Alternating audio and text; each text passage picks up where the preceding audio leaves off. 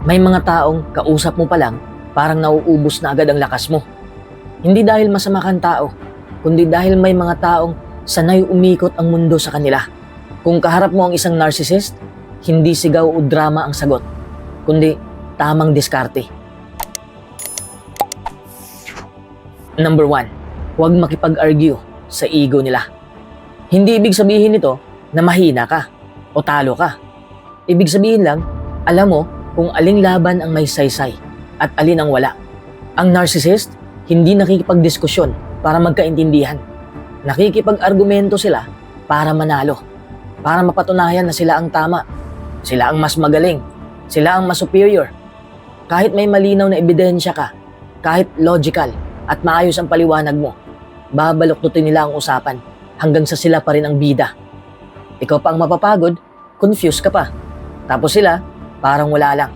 Halimbawa, may sasabihin kang simpleng punto, tapos biglang lalaki ang issue. Ang goal mo lang naman ay linawin, pero ang goal nila ay protektahan ang ego nila. Kapag nasugatan ng ego nila, automatic na papasok ang defense mode. Mangbi-blame, sarcasm, gaslighting, o biglang sila na ang biktima.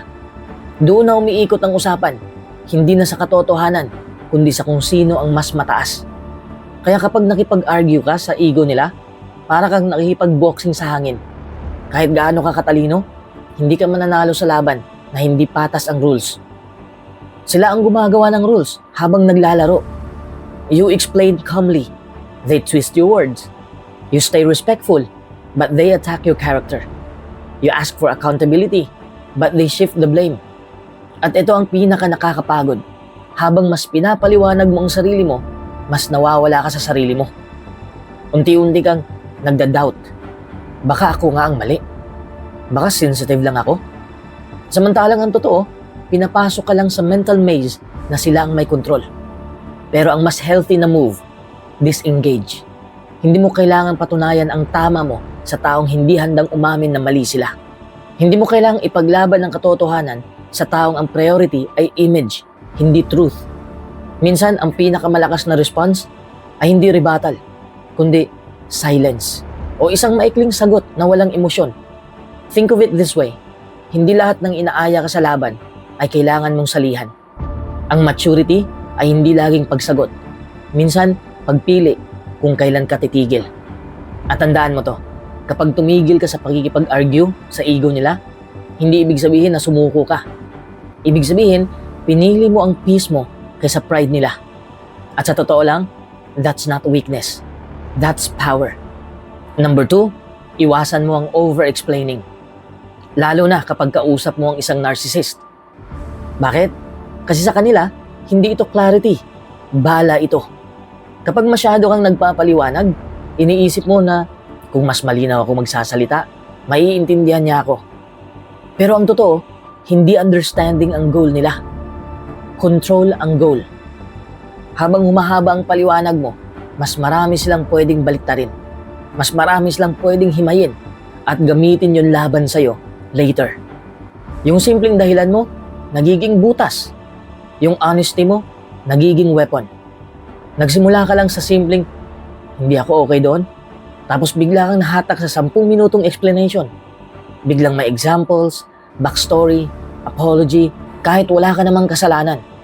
At sa dulo, ikaw pa ang lalabas na masama. Ikaw pa ang too sensitive. Ikaw pa ang dramatic o confusing magsalita. That's not communication. That's a trap. Ang over-explaining ay madalas galing sa people-pleasing at takot na ma-misunderstand. Pero sa narcissist, kahit perfect ang paliwanag mo, babaluktutin pa rin nila. Kasi hindi sila nakikinig para umintindi. Nakikinig sila para mag-counter, mag-invalidate, o mang-control. Mas powerful ang simple at may paninindigan. Isang linya lang. Walang isay. Walang defense speech. Halimbawa, sabihin mo, hindi ako komportable doon. Period.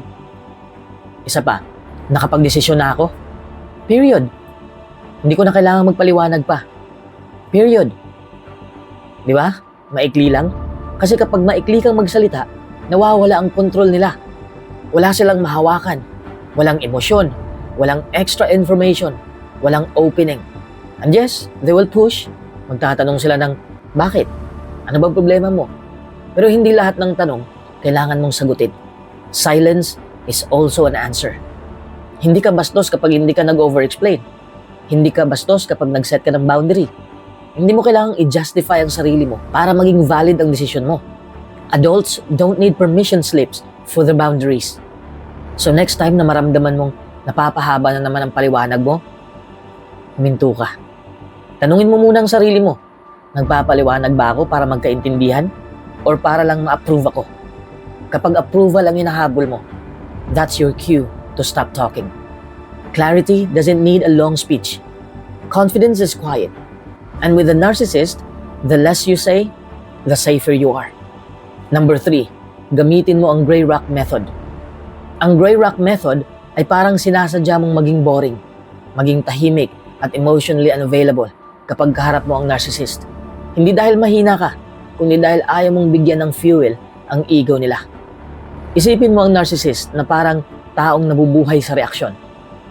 Ang galit mo, ang luha mo, ang paliwanag mo, ang pagtatanggol mo, lahat ng yan ay energy para sa kanila. Kapag may emosyon ka, panalo sila. Kapag kalmado ka, kapag neutral ka, wala silang makuhang supply. Kaya ang gray rock, simple lang sa concept, pero mahirap sa practice. Huwag kang mag-react. Kapag binabara ka nila, kapag sinisisi ka, o pinipilit kang makipag-argue, ang instinct mo bilang tao ay ipagtanggol ang sarili mo. Gusto mong magpaliwanag, gusto mong maintindihan ka. Pero sa narcissist, ang explanation mo ay invitation para sa mas mahabang drama. Kaya sa gray rock, ang sagot mo ay dapat short lang. Dapat flat, walang emosyon. Parang sabihin mo, okay, noted, I see. Walang tono, walang facial expression, walang follow-up. Hindi ito pagiging bastos. Hindi rin ito pagiging cold-hearted. Strategic detachment ito. Parang sinasabi mo sa sarili mo, hindi lahat ng laban kailangan kong salihan. Kapag may sinabi silang provocative, tulad ng, ang arte mo naman, ikaw lagi ang biktima. Dapat hindi ka papatol, hindi mo dapat sabihin na, hindi kasi ikaw ang ganito, ganyan. Dahil alam mo na ang ending. Kaya sa gray rock, pwede lang sabihin mong, that's your opinion, tapos stop na. Walang dagdag, walang depensa, walang emosyon. Sa umpisa, mapapansin mo na mas lalala sila, mas maiirita, mas mag-aasar, mas mapapareact sila. Normal yan, kasi sanay sila na may nakukuha sila sa'yo. Kapag bigla mong tinanggal ang supply, parang TV na biglang nawala ng signal. They will push harder. Doon papasok ang disiplina mo. Hindi ka dapat bumigay. Importante ring tandaan na ang gray rock method ay hindi para baguhin sila. Hindi ito therapy para sa narcissist. Para ito sa'yo. Para maprotektahan mo ang mental health mo. Hindi mo kontrolado ang ugali nila, pero kontrolado mo kung paano ka tutugon. Sa totoong buhay, pwede itong ganito. Nasa trabaho ka, may narcissistic boss o coworker. Instead na ipaglaban ang bawat unfair comment, you stay factual. Walang sarcasm, walang emosyon. Diretso lang sa task. Tatapusin ko to ngayon. Tatapusin kong trabaho kong ito. Period. O kaya sa pamilya, kapag may passive-aggressive na banat, imbes na matrigger ka, you choose silence or a neutral response. Hindi ka nag-i-explain ang feelings mo sa taong gagamitin lang yun laban sa'yo. Ang pinakamahirap dito ay tanggapin na hindi ka maiintindihan. At okay lang yun. Hindi mo kailangang ipaliwanag ang sarili mo sa taong ayaw makinig. Gray rock is choosing peace over pride. It's choosing silence over chaos. It's choosing yourself. At tandaan mo, hindi mo kailangan maging bato sa lahat ng tao. Sa narcissist lang. Sa tamang tao, pwede kang maging totoo, emotional, at open. Pero sa maling tao, ang pagiging boring minsan ang pinakamatalinong response. Number 4, huwag umasa ng accountability o apology. Kapag kaharap mo ang isang narcissist, isa sa pinakamahirap tanggapin ay ito. Huwag kang umasa ng accountability o apology. Bakit? Kasi sa mundo nila, sila ang bida, sila ang tama, at ikaw ang problema. Sa kanila, ang pag-amin ng mali ay hindi simpleng, sorry, nagkamali ako. Para sa narcissist, ang paghingi ng tawad ay parang pag-amin ng pagkatalo. At ang pagkatalo, hindi yun option sa utak nila. Kahit malinaw na nasaktan ka, kahit may resibo ka pa ng ginawa nila, kaya nilang baliktarin ang kwento hanggang sa ikaw pa ang magmukhang sensitive, dramatic, o toxic. Minsan maririnig mo ang linyang, sorry kung nasaktan ka, pero pakinggan mo mabuti, hindi yun apology. Hindi nila inaako ang ginawa nila. Ipinapasa nila sa'yo ang problema. Parang sinasabi nilang, may issue ka, hindi ako. Kaya ka nasasaktan. That's not accountability. That's manipulation. Kapag umaasa ka na isang araw, sasabihin nila, oo, mali ako. Nasaktan kita. I take responsibility. Unti-unti mong pinapahaba ang sarili mong paghihirap. Kasi habang naghihintay ka ng closure, umaasa ka sa taong walang balak magbago. At habang umaasa ka, ikaw ang nauubos.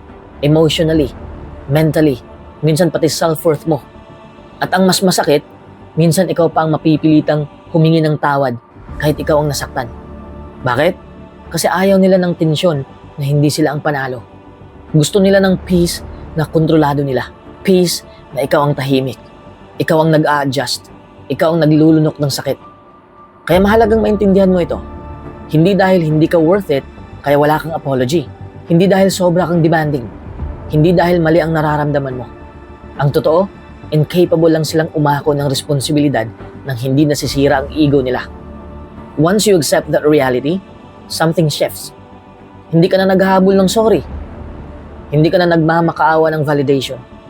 You stop asking for closure from someone who thrives in chaos. At doon mo mararamdaman ang totoong power. Yung peace na hindi mo na kailangang ipaglaban. Minsan ang tunay na healing ay hindi galing sa apology na hinihintay mo, kundi sa desisyong tumigil ka na sa paghihintay. Number 5, limitahan ang personal na impormasyon na ibinibigay mo. Kapag nakaharap ka ng narcissist, isa sa pinakamahusay na depensa mo ay hindi pagbibigay ng sobrang personal na impormasyon. Bakit? Kasi ang narcissist ay bihirang maging supportive o tapat sa feelings mo. Sa halip, gagamitin nila ang alam nilang detalye para kontrolin ka, para manipulahin ka, o gawing emotional leverage laban sa'yo. Imagine mo, isang simpleng kwento mo tungkol sa isang insecurities mo, pwede nilang gawing argumento sa future na pang-criticize sa'yo. Parang walang safe space, di ba? Kaya kapag nagkikwento ka sa kanila, it's smart to keep it surface level. Focus ka lang sa neutral topics. Focus ka sa work, hobbies, weather, or general small talk. Hindi mo kailangang ibahagi ang mga struggles mo, mga fears mo, or secrets mo. Kung hihingi nila ang mas personal na bagay, pwede mong sabihin sa kanila ng diretso, I'd rather not talk about that right now. Or, let's focus on something else. Hindi ka bastos. Boundary lang yan. Think of it like this. Your personal information is your power. The more they know, the easier nilang ma-manipulate ka. By keeping things private, you stay in control of your own emotions and decisions. Parang armor, but invisible. At ang maganda pa, kapag sanay ka na sa ganitong style, mas confident ka sa sarili mo. You'll notice na hindi ka na gaanong naapektuhan sa kanilang attempts to guilt trip or manipulate you. Sa simpleng pagsasanay na ito, you're basically saying, I value myself too much to give my power away. Number 6, huwag kang magpa-gaslight. Alam mo yung pakiramdam na parang nagdududa ka sa sarili mo pagkatapos makipag-usap sa isang tao? Halos laging nangyayari yan kapag kausap mo ang isang narcissist. Ito ang tinatawag na gaslighting. Ang gaslighting ay isang manipulative tactic kung saan pinapalitan nila ang perception mo ng reality mo. Halimbawa, sasabihin nila, hindi naman ganun, ikaw lang ang nag-iisip niyan.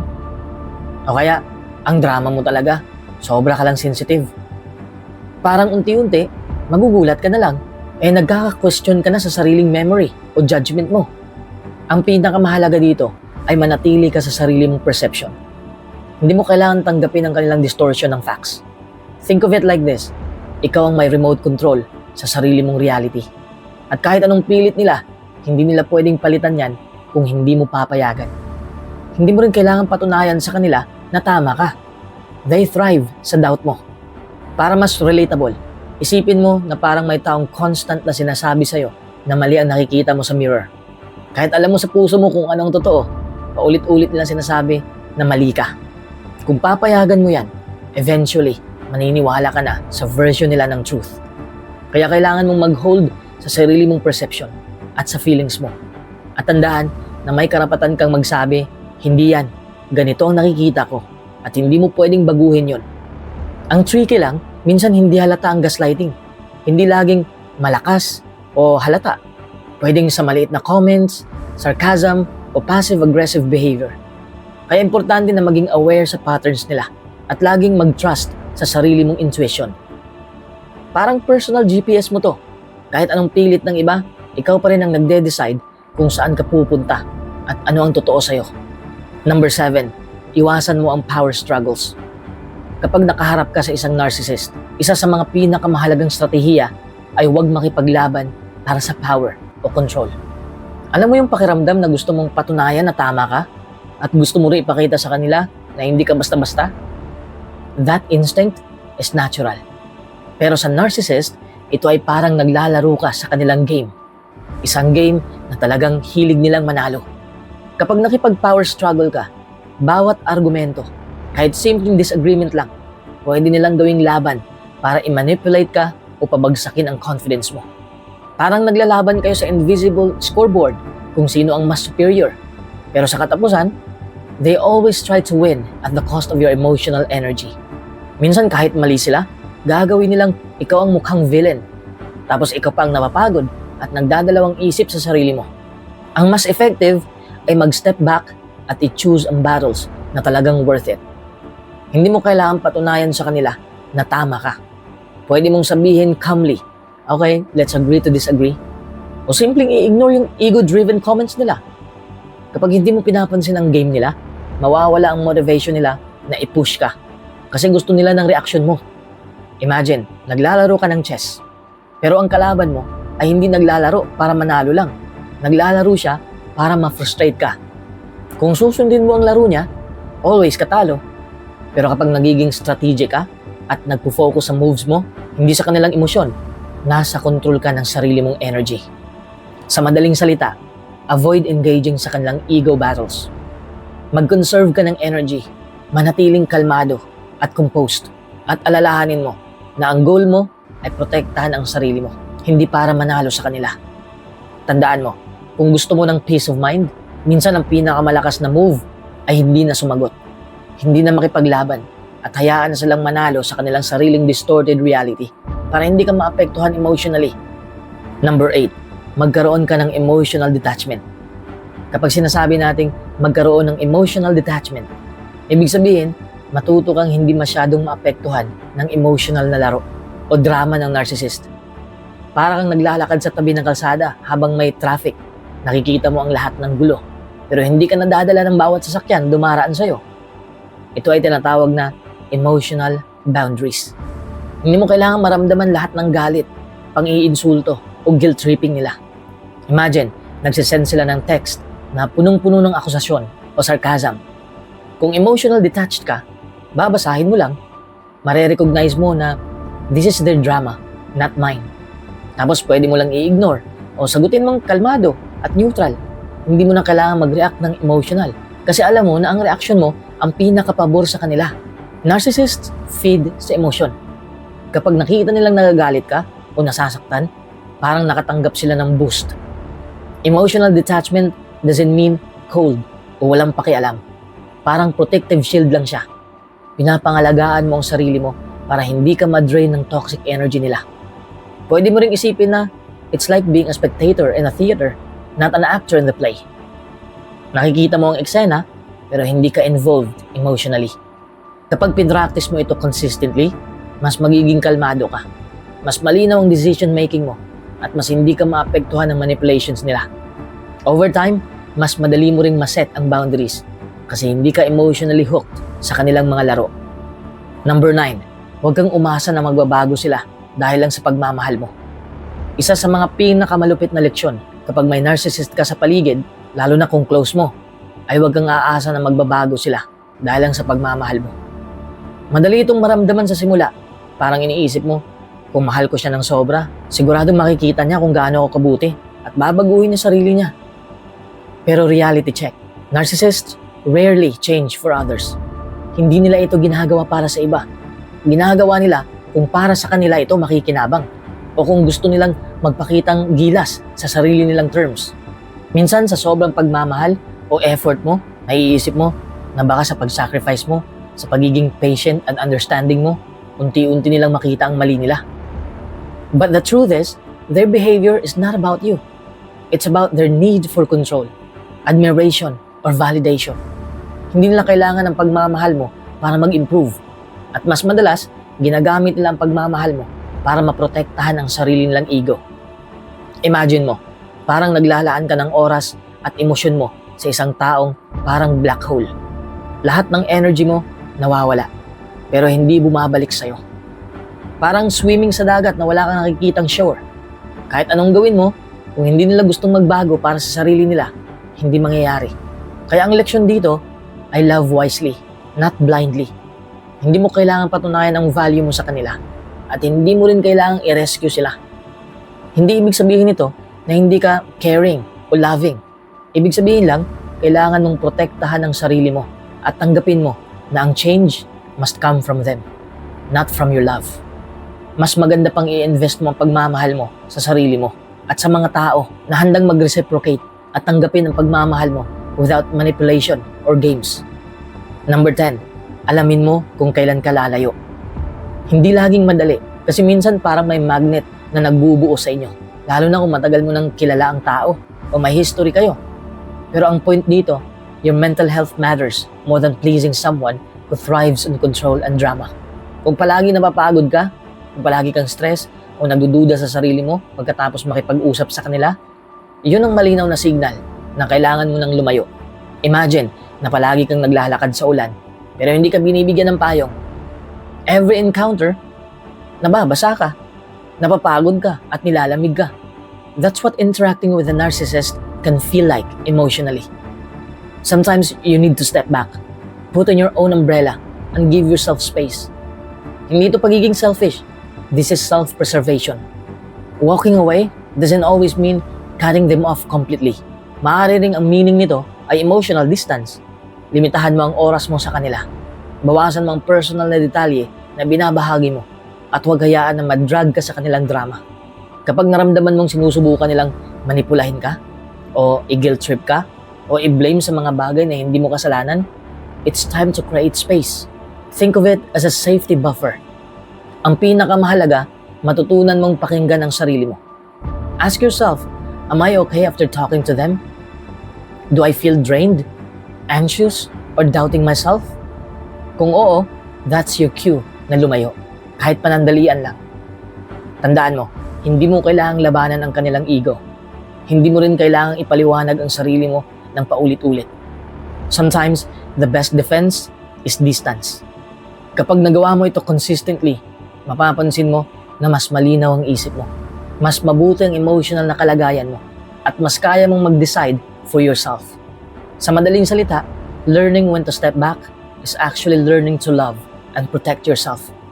And that's more powerful than any argument or manipulation they throw at you. Number 11, mag-practice ng self-care pagkatapos makipag-usap sa kanila. Kapag nakipag-usap ka sa isang narcissist, kahit sa unang tingin ay normal lang ang usapan, maraming emotional na energy ang nauubos mo. Parang nakabattle ka sa invisible battlefield. Kahit hindi mo sinasadya, naiipit ka sa kanilang manipulative tactics, sa kanilang guilt-tripping, o simpleng pagparamdam ng superiority. Dito pumapasok ang self-care. Hindi lang ito about sa pagpamper sa spa o pagkain ng chocolate, though that helps, kundi about ito sa resetting your mind and emotions. Pwede mo itong gawin sa pamamagitan ng simpleng breathing exercises, sa paglalakad, sa pag-journal ng nararamdaman mo, o kahit pakikipag-chat sa kaibigan na alam mong safe ka. Parang pag-charge lang ng phone. Kapag drained ka, kailangan mo ring ma-recharge emotionally. Hindi selfish ang ganito. Sa katunayan, kung hindi mo alagaan ang sarili mo, mas madali kang maapektuhan ng toxicity nila.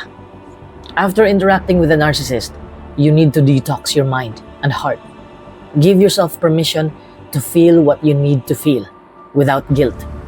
It's okay to step back, a deep breath, and remind yourself, I'm safe. I'm okay. Their behavior is not my responsibility. Sa ganitong paraan, kahit patuloy na may narcissist sa paligid mo, hindi nila totally madrain ang emotional energy mo. Number 12, magtakda ka ng malinaw na boundaries. Kapag kaharap mo ang isang narcissist, isa sa pinakamahalagang armas mo ay ang kakayahang mag-set ng boundaries. Imagine mo, parang may invisible shield ka na hindi basta-basta nila pwedeng labanan. Ang boundaries ay hindi lang basta rules o instructions sa kanila. Ito ay paraan mo para protektahan ang sarili mo emotionally at mentally. Sa simpleng salita, it's saying, this is me. This is what I allow. And this is what I won't tolerate. Ang tricky sa narcissist, gusto nilang lumampas sa personal space mo. Hindi physical lang, kundi pati emotional at mental. Kaya kapag hindi malinaw ang boundaries mo, madali nilang mamanipulate ang feelings mo. Pwede silang maging charming, persuasive, o minsan dramatic para lang makuha ang gusto nila. Kaya kailangan mong maging crystal clear. Hindi vague, hindi pa pwedeng pasabalian. Halimbawa, kung hindi ka komportable sa paraan nila ng pagsasalita sa'yo, sabihin mo lang, I'm not okay with being spoken to like that. And I won't engage if it continues. Simple lang, di ba? Diretso, walang paligoy-ligoy. Hindi rin ibig sabihin na harsh ka o bastos. Ang punto lang, self-respect mo ang priority. Think of boundaries as a fence. Hindi para i-block ang connection, pero para protektahan ang sarili mo. Kapag malinaw ang boundaries mo, mas madali kang makapag-decide kung kailan ka lalapit o lalayo. At isa pa, huwag kang mag-expect na susundin nila ito agad. They might push you o subukan kung palalagpasin mo ang limit mo. Dito mo makikita ang importance ng consistency. Kapag sinabi mo na, this is my boundary, dapat manindigan ka. Every time na lumampas sila at hayaan mo lang, pinapahina mo lang ang power mo. At tandaan, setting boundaries is not selfish. It's actually self-care. Boundaries are not walls. They're your personal space. And just like any healthy relationship, whether it's a family, friends, or work, mutual respect only works if both sides understand and honor these limits. Number 13, panatilihing kalmado ang boses at emosyon mo. Kapag kausap mo ang isang narcissist, napaka-importante talaga na panatilihin mong kalmado ang boses mo at emosyon mo. Bakit? Kasi ang narcissist, kahit sa simpleng pagtaas ng boses mo o sa pagpapakita ng frustration mo, makikita nila yon bilang isang panalo para sa kanila. Sa kanilang perspective, kapag emotional ka, nakikita nila na na-trigger ka. At yan ang gusto nilang maramdaman. Ang kanilang objective ay kadalasang control at drama. Hindi talaga makipag-usap ng ayos. Kaya kahit gaano ka ka-frustrated, take a deep breath bago ka magsalita. Pwede mo ring isipin na parang ikaw ay nasa neutral zone. Parang gray rock. Hindi nila makikita ang emosyon mo. At mas mahihirapan silang manipulahin ka. Kung magsimula silang manisi, mang-guilt trip o mang-insulto, panitilihin mo lang ang steady at kalmadong tono. Hindi mo kailangan magdepensa ng sobra.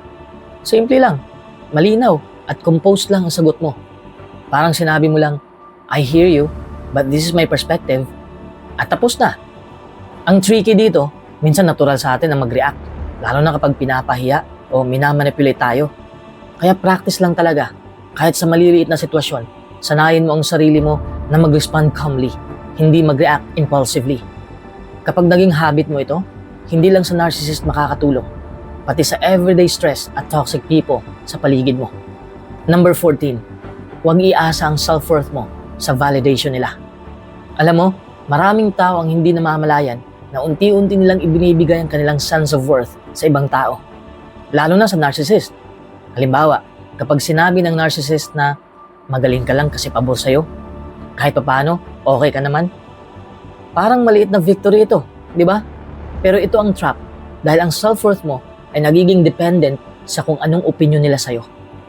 Every compliment, every recognition nila, nagiging droga mo. At tuwing wala ka ng positive feedback, parang nawawala rin ang confidence mo. Kaya, mahalagang i-build ang sarili mong internal validation. That means, kilalanin mo at ipagdiwang mo ang achievements mo, kahit walang narcissist na magpapaalam sa'yo. Learn to say, I am enough, kahit wala silang approval. Kapag internal ang self-worth mo, hindi ka na natitinag ng manipulations nila. Hindi ka na naguguluhan kapag pinuna ka nila o ini-ignore. Parang nagkakaroon ka ng shield. Ang confidence mo ay hindi nakatali sa mood o opinion ng ibang tao. Kung ibabase mo ang happiness at self-esteem mo sa kanila, parang nakatira ka sa roller coaster. Pero kapag ginawa mo itong self-powered, ikaw ang driver ng ride mo. Kahit anong gawin nila, may control ka sa kung paano ka makakaramdam at paano ka magre-react. Number 15, unahin mo ang sarili mong mental health kaysa sa relasyon. Alamin mo, sa mga relasyon, romantic man o work-related o kahit kaibigan pa, madalas tayong natututo na isakripisyo ang sarili natin para sa kapwa. Pero kapag narcissist ang kausap mo, iba ang dynamics. Parang palaging may vacuum sa relasyon nila na kailangan mong punan. Pero kahit anong gawin mo, hindi sapat. It's like giving water to someone who always drinks but never offers any in return. Dito pumapasok ang konsepto ng mental health first. Kapag inuuna mo ang sarili mong mental health, pinoprotektahan mo ang kapayapaan ng isip mo. Hindi mo kailangan mag-explain o mag-justify sa kanila kung bakit hindi ka makikipag-argument o hindi mo susundin ang demands nila. Ang priority mo ay hindi ego nila, kundi ang sarili mong stability at emotional well-being mo. Imagine mo lang, kung palagi kang nasa gulo, parang sinusunog mong sarili mo sa hangin na walang sustansya. Hindi sustainable yon. Hindi rin ito selfish. Self-care doesn't mean you're cold or hindi caring. It simply means nagsiset ka ng boundary na kailangan mo para hindi ma-drain. Kapag maayos ang sarili mong mental health, mas malinaw ang judgment mo, mas maayos ang decisions mo, at mas malakas ka emotionally. Kahit gaano ka close o kahit gaano mo kamahal ang isang tao, kung lagi kang stressed, drained, at manipulated, hindi mo talaga maibibigay ang best mo.